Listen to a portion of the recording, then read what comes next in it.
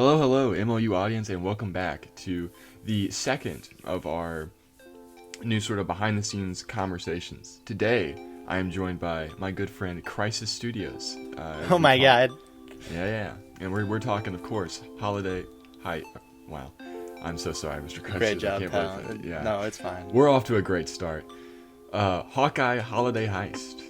Um, I think a notable MOU project because it's really the first time that we're getting to see sort of the intersection of a lot of the different characters in the universe.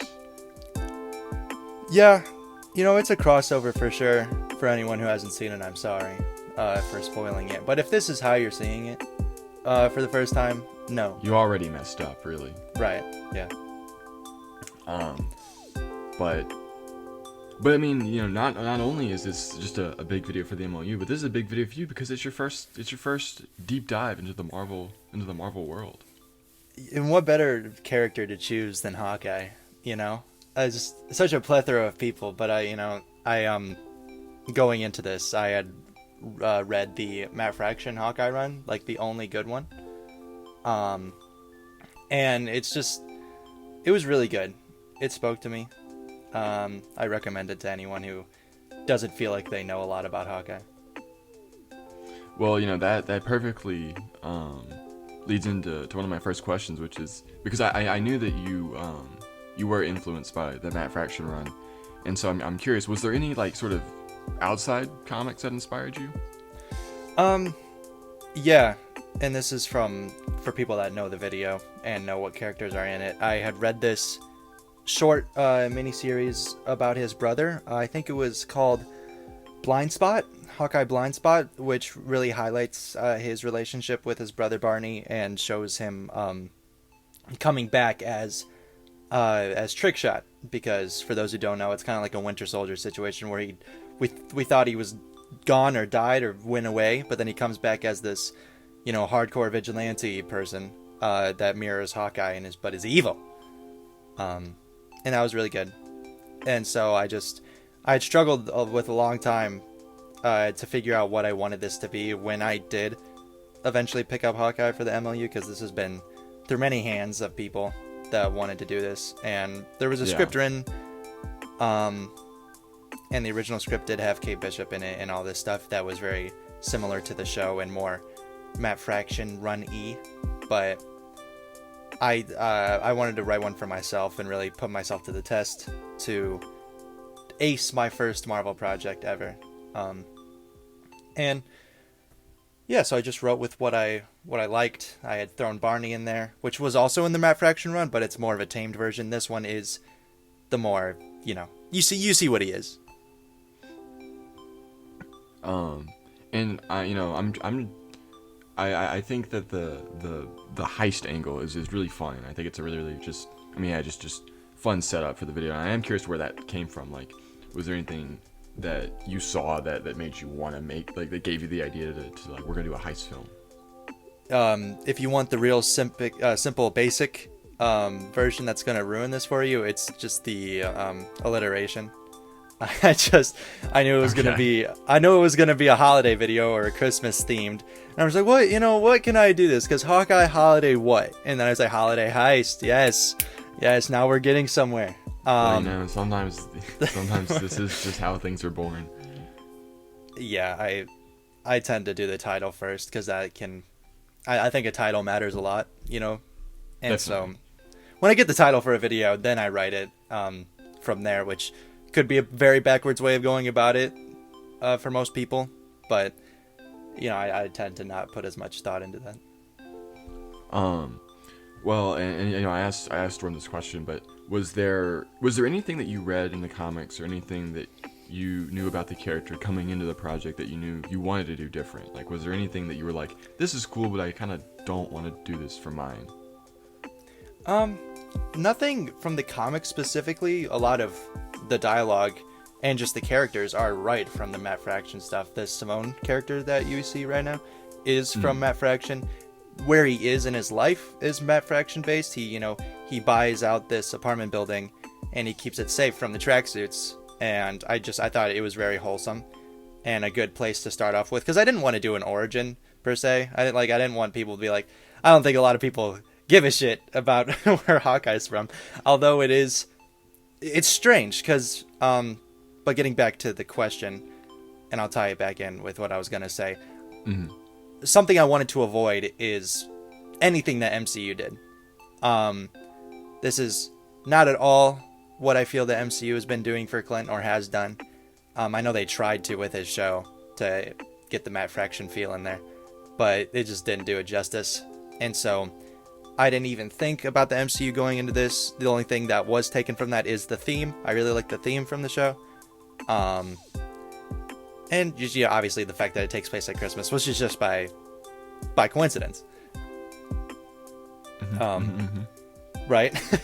Sorry. By alphabet soup. But so yeah, I took everything from the Matt Fraction run and I put it into this. And yeah, I think that's a complete thought. Did I leave anything out? That's you got it. You got it. Okay. And yeah, I mean, I would agree. I think the MCU show is a cool attempt at something, but yeah, it's like a little too late for that character, I think. But you know, we're in here to talk about MCU Hawkeye. We're here to talk about MLU Hawkeye. But kind of going back to the heist element of it, was it tricky coming up with like the details of like a heist film? At the beginning, yes, but there was some like twist of fate that allowed me to bring in the Beyond Corporation from the get-go and think of that I wanted to use that as the company, because for anyone who knows me, and well, you know me, I tend to like to make stuff very connected and make things feel like they belong there, right? And so watching other MLU content, I had seen the setup for where Iron Man is in his life, and I was like, oh, the Beyond Corporation. I would love to have people see more of that, or like make it feel bigger than it had been but prior. And so using that as the catalyst for the heist to bring other characters into it, not just Iron Man, and to eventually bring Iron Man into it very naturally, it felt very fluid, and I had always liked it because it was the company to use that worked. You know, I wasn't gonna do like something like Oscorp or some other big name company. I did mention Sable in this. I thought that was just fun. Yeah, and you know, we may or may not be seeing Sable pop up in Spider-Man. Hello. Hello. Oh man. But yeah, I think it helps too because for anyone who doesn't know, the Beyond Corporation is something that is set up at the end of Iron Man 2. And we definitely, I remember like kind of having people be a little bit confused as to what was going on with that. So I think this kind of helps to show a little bit more of like what Beyond is and what they're trying to do. And of course, Storm's Christmas special that sort of ties into this also kind of goes into it. Yes, and thankfully he wrote that, but that was, when I wrote this, that was not in the plans. He definitely wrote that backwards from this. Yeah. The Iron Man Christmas script definitely came kind of out of this script. To make a pretty cool two-parter. Yeah, definitely, and it's it made for a fun Christmas. But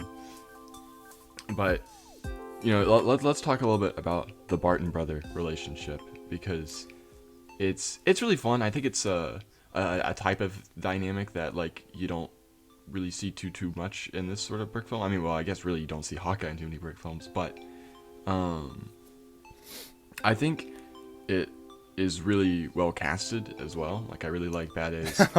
And then I believe your cousin voices Barney. What was kind of, because I feel like they're kind of unconventional voices, but I think they do work, and so I'm kind of curious like what your process was of like getting those people involved. So, right, yeah, the casting was definitely a gamble this time around. Whether it paid off or not, you'd have to ask. You'd have to ask everyone. Depends who you ask, right? So for Hawkeye was tough because I didn't know if I wanted more of a masculine type of voice or more of a not masculine. I had trouble coming up with a feminine. Yeah, I don't know. So I don't know which way to go for Hawkeye, and so it was just by happenstance that I had Bad A's. I was just talking to him and I heard his voice, and he originally tried out for Barney, just to not get his hopes up that I wanted him for Clint. So I had him try out for Barney. I'm just like, yeah, this can work if he just kind of tones it up a bit. This can be a good Clint, and then it worked. I think it worked. I'm sure there were hiccups along the way with that, but I think it worked out fine for. I had made this in like 3-ish months. I just started my freshman year of college. I moved into my dorm, and I had filmed the whole thing there. So this was definitely a crunch. I thought I had enough time. I had started filming it in like September, but then here comes December, and I'm still filming. I was like, oh my god. Yeah. And so I had to get all the lines together, get the whole thing edited, and thankfully it only ended up being like 18 pages, because the way I had written it, there was like 10 more pages on top of that. So I'm just like, God, I'm gonna have a 30-minute Hawkeye brick film on my hands that not a lot of people are gonna want.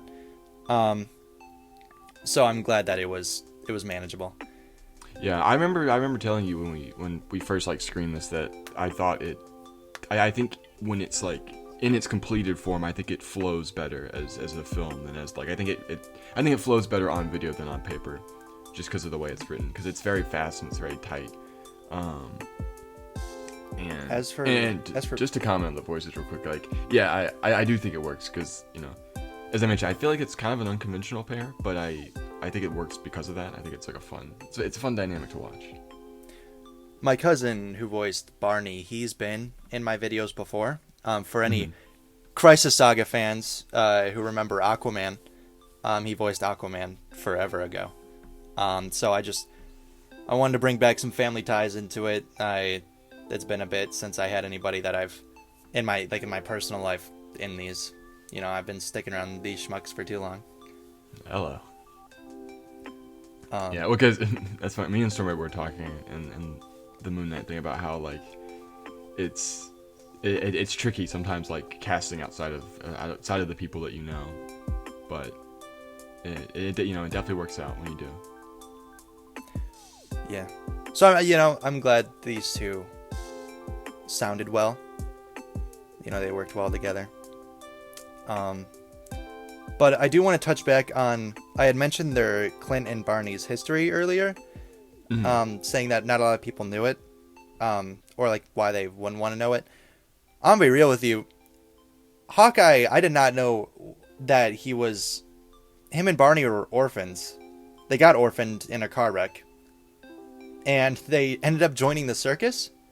So I don't know what's going on with comic writers and putting orphans in circuses or what have you. But it's just such an interesting plot device or setting to throw a character in for the circus. But I mean, it works well to make them both archers, and then they were mentored by the swordsman, right? Which is he's a quirky guy, but more on that later. Well, I actually have a question specifically from Greenleaf Productions on why you included the swordsman and if he will show up in the future. Because it's such a family-oriented video with Clint and Barney. I'm just like, it makes sense. I need to think of a motivation for why Barney set up Clint in all of this, and I'm just like, well, what if they still have a toxic relationship with their mentor or like their essential like stepdad, you know what I mean? Right. And so just with all of that going on, I'm just like, yeah, the swordsman works, and it's also a character that not a lot of people care or like know about. So I'm just like, yeah, that's how I'm gonna do it. And then if and when I get to my Hawkeye sequel, right, that'll be a swordsman will head as the the main villain, and Clint will have to dive deeper into his past. as said by Barney at the end of this video, where he's like, "Oh, it's something Clint doesn't, he can't face," or whatever the line is about his past. Mm. I just think it was a nice bow on top of the present. And now you mentioned that all of this was filmed in your college dorm. Would you say that was like the biggest obstacle for this project? Hell yeah. You kidding me? I didn't get my 3-point lighting in this one, and you can definitely tell by this scene that we're on right now, Hawkeye versus Iron Man.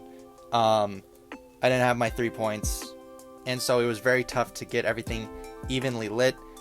From a production standpoint, I don't think it's one of my stronger designed videos, mainly because I didn't have my full essentials. I didn't have all my buildings, all of my pieces. I had to really work with what I brought. And even then, I think it was a good amount of stuff. I brought like 2 modulars, the original Sanctum Sanctorum. And I think it worked for what it was, but there was definitely some repetition here with a lot of the set design. I don't know how many times I've used these gray walls and black walls right there. The woes of a college brick filmer. Yeah. I didn't have any space to do my homework. I had to use my lab because I was just my desk space was taken up by this set. And this is the dedication that really we need more of in the MLU. I'll always prioritize my work over my schooling. Don't, Mom, if you're listening, I'm sorry, but that's yes. To all the kids out there, stay in school. Don't do this. Well, I mean, it's not that both aren't possible, but you're gonna end up prioritizing one over the other, and which one takes the cake, it'll definitely reflect on your channel. Well, based on our audience, the majority of people watching this are probably in middle school, so it's fine. They don't have to worry about this just yet. Right. They got time. Zing. But right now I end the video because I've got it pulled up here. We have a bit of an unconventional meeting, really, for our 2 heroes. Was there anything just kind of like, was there any specific reason that you wanted? Like, did you want to see these 2 fight, or was it just that you knew that Hawkeye needed to end up in prison? Like, what was the thought process there? Right. So I didn't want people to forget Hawkeye, or like think that his role in the MLU was smaller than it was, to think that it was just some one-off character. And so by having him collide with Iron Man so early on, and collide with him in fisticuffs nonetheless, I think creating this version of the character that people look down upon or perceive as a villain, in terms of the other heroes, I think that makes him very interesting to go from, because he's in prison now, and how's he gonna get out? We don't know, literally. Like, we'll get there. But I think it sets him up for greater things and a very different take. And that was my motivation for having Iron Man in it in the first place, was one, because of the Beyond Corporation, right? But knowing that I'm going to have Iron Man versus Hawkeye, one of, Iron Man being one of the staples of the MLU, be in this and kick ass. Like, it was one of the driving factors to making this, was having that altercation. And just as a quick little note, in those prison shots, were any of those characters walking around meant to be anybody, or was it just random? So, right, I tried my hardest to make it look like someone that you would have seen in an Iron Man video, or the guy with the gray hair definitely was inspired by Obadiah Stane, but it wasn't him. But I wanted to give the impression that this could be the same place that Obadiah was in. I don't know if it is the vault in the Iron Man movies.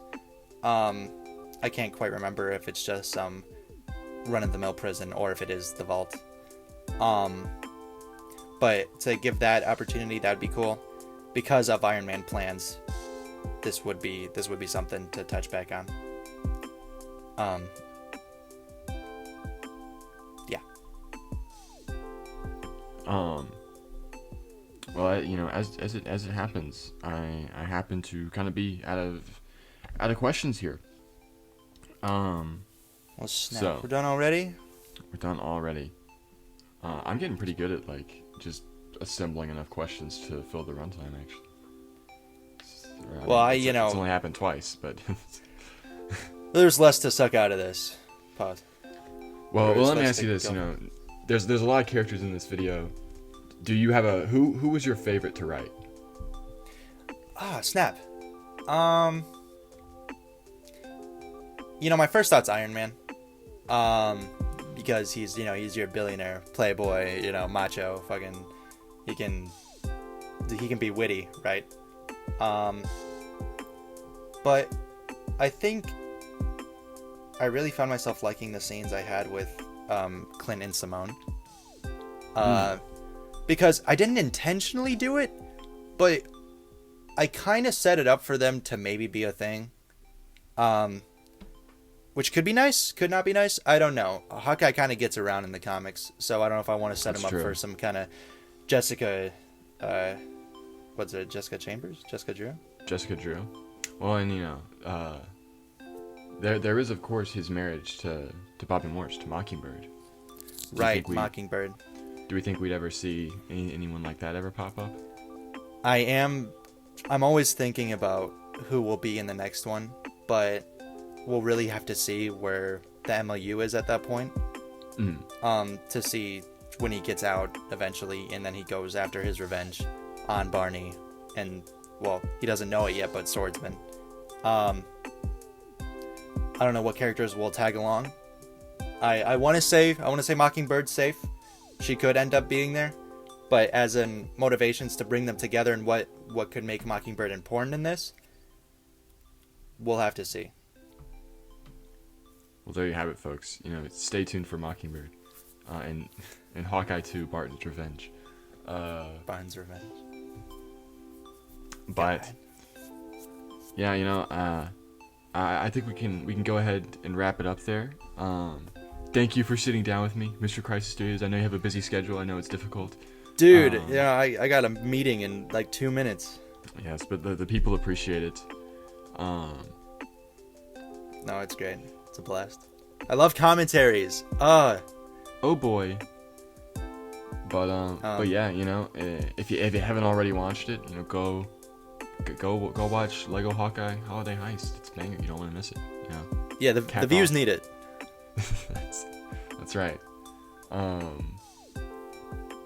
We should also also go amiss without mentioning that this is one other little fun thing we can attach to this video is that it is the first video in the MLU to not be produced by myself, Greenleaf Productions, or Fred Feinlein. So it's a flag I like to carry very happily to pioneer my way into the MLU.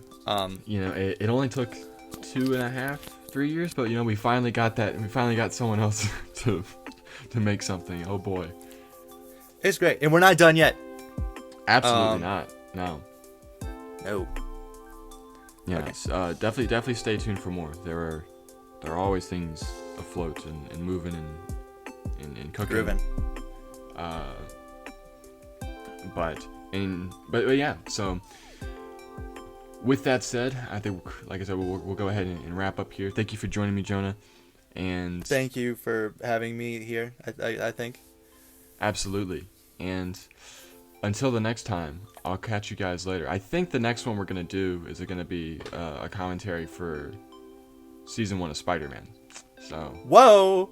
Hello. So. Who's gonna be the guest on that? I guess we're just gonna have to wait and see. Oh my God. Okay. Until next time, true believers. You know the saying. Enough said.